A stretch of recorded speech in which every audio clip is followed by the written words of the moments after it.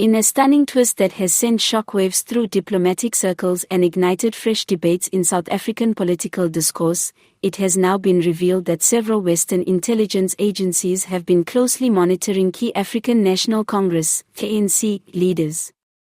At the heart of the surveillance, lucrative and controversial arms and energy deals that may have far-reaching implications for regional power dynamics, international partnerships, and the integrity of South Africa's democratic institutions. For months, if not years, European and North American governments have quietly expressed unease over the ANC's growing engagement with foreign powers perceived as adversarial to Western interests, particularly Russia and China. According to leaked intelligence documents and corroborating reports from whistleblowers within diplomatic missions, ANC officials have come under scrutiny for allegedly bypassing standard procurement procedures and engaging in opaque negotiations regarding nuclear energy projects, weapons procurement, and critical infrastructure investments. Central to the Western concerns is a new wave of arms deals involving state-owned enterprises and private companies from Russia, China, and even some Middle Eastern states. The confidential nature of these transactions, often conducted through offshore accounts and shell companies, has raised alarms within Western embassies stationed in Pretoria. An unnamed source within a NATO-aligned intelligence agency stated, there is credible concern that these deals not only undermine transparency and governance but may also be designed to shift the strategic military balance in southern Africa.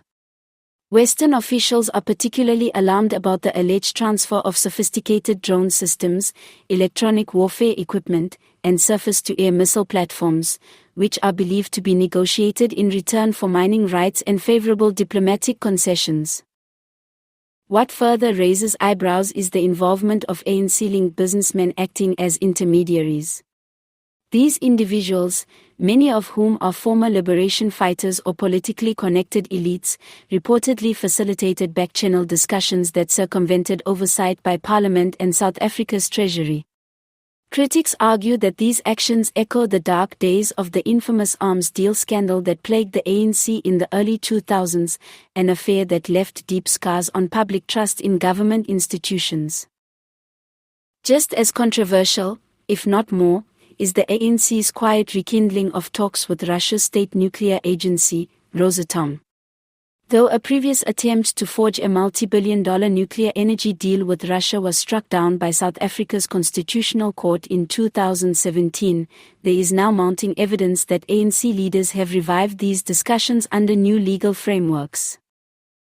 Energy experts warn that such agreements could saddle South Africa with unsustainable debt while locking the nation into decades-long dependency on foreign technology and fuel supplies.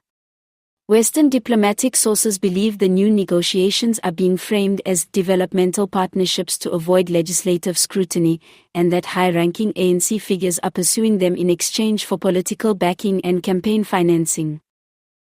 This comes at a time when South Africa's energy crisis continues to deepen, with power utility Eskom struggling to keep the lights on amid chronic load shedding, corruption, and infrastructure decay.